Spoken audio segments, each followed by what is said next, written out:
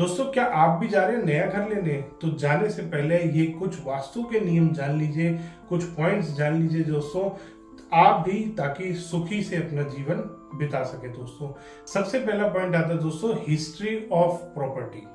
Property की history क्या है? कई बार पुराना बना हुआ मकान लेते हैं, उसमें आप ट्राई कीजिए, क्योंकि बहुत बार ऐसा होता है वहां पर कोई ना कोई इंसिडेंट होता है, वास्तु का कोई डिफेक्ट होता है दोस्तों, और बहुत बार वो ओनर बिना बताए उस प्रॉपर्टी को बेच देता है किसी और को, और जैसे ही वहां पे वो नया ओनर आता है उसको प्रॉब्लम आनी शुरू हो जाती है। तो कभी भी अगर आप पुराना बना हुआ मकान खरीद रहे हैं दोस्तों, तो ज़रूर ध्यान कीजिए, या तो किसी वास्तु कंसल्टेंट को बुला के वहाँ पर पता कर लीजिए, दिखा लीजिए उसको अच्छे से कि ये मकान लेने लायक है या नहीं।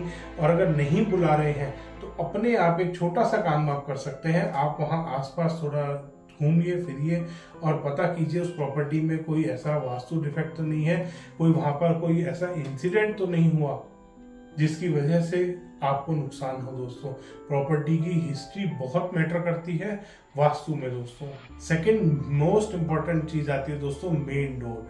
मेन डोर गवर्नमेंट के नॉर्म्स के हिसाब से कई बार साइडों में आ रहे होते हैं। साउथ फेसिंग मकान होता है, साउथ वेस्ट में मेन डोर होता है। दोस्तों, उसमें ध्यान करेंगे, कभी भी मेन डोर एंटी वास्तु नहीं होना चाहिए। और अगर आप ऐसी प्रॉपर्टी ले रहे हैं, चूज कर चुके हैं, तो ध्यान करें उसके मेन डोर का आपको या तो रेमेडी करनी है या कुछ ऐसा सोल्यूशन निकालना है जिससे वो एंटी वास्तु ना रहे। दोस्तों, थर्ड आता है, मोस्ट इंपॉर्टेंट पॉइंट आता है दोस्तों, मास्टर बेडरूम। मास्टर बेडरूम हमेशा साउथ वेस्ट डायरेक्शन में होना चाहिए। दोस्तों, नए घर में जाने के बाद दोस्तों बहुत बार मेरे क्लाइंट्स ने बताया कि सर, जिस दिन से इस घर में शिफ्ट हुए हैं, ये पुराना बना हुआ मकान हमने लिया था, जो पहले यहाँ रह के गया उसने तो बहुत कमाया और वो बहुत अच्छी जगह पे शिफ्ट हुए, बट हम जब से आए हैं यहाँ पे इस मकान में, तब से हमारे को नुकसान ही नुकसान हो रहा है। दोस्तों, इट मीन्स उसने मास्टर बेडरूम सही जगह पर अपना बना रखा था, आपने अपना मास्टर बेडरूम बदल दिया है। इसीलिए दोस्तों ध्यान करना है, मास्टर बेडरूम आपको नैऋत्य कोण में ही बनाना है। बहुत बार ऐसा होता है नैऋत्य कोण में कोई छोटा कमरा बन रहा होता है, आप दूसरा बड़ा कमरा, घर का ओनर बड़ा कमरा लेने के चक्कर में गलत दिशा में जाके बैठ जाता है। दोस्तों, ऐसा नहीं करना आपको, ये आपके लिए हानिकारक हो सकता है। मास्टर बेडरूम हमेशा नैऋत्य कोण में आना चाहिए। नेक्स्ट पॉइंट आता है दोस्तों, कट्स एंड एक्सटेंशन। घर में कभी भी कोई भी फ्लैट ले रहे हैं, अपार्टमेंट ले रहे हैं, मकान बना हुआ ले रहे हैं दोस्तों, उसमें ध्यान करें कट या एक्सटेंशन नहीं होना चाहिए। मकान ले रहे हैं, इंडिपेंडेंट हाउस ले रहे हैं, तो प्लॉट टेढ़ा मेढ़ा नहीं होना चाहिए। प्लॉट शेरमुखा, गौमुखा, इनको बहुत ध्यान करेंगे दोस्तों। गौमुखे सारे प्लॉट अच्छे नहीं होते, साउथ फेसिंग गौमुखा अच्छा नहीं होता दोस्तों, इसीलिए ध्यान करेंगे। अगर कोई भी आपके प्लॉट में एक्सटेंशन है, कट है, या फ्लैट और अपार्टमेंट में कहीं पे कोई कट है, तो पहले वास्तु वाले को दिखा ले दोस्तों, वरना बाद में पछताना पड़ सकता है। मकान रोज रोज नहीं ली जाते, इतनी सस्ती चीज नहीं है मकान।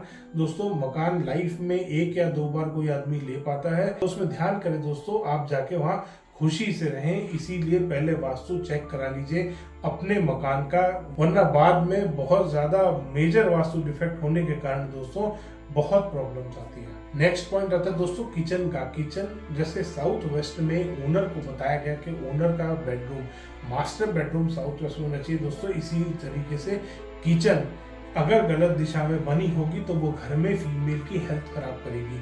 किचन साउथ ईस्ट में होनी चाहिए दोस्तों।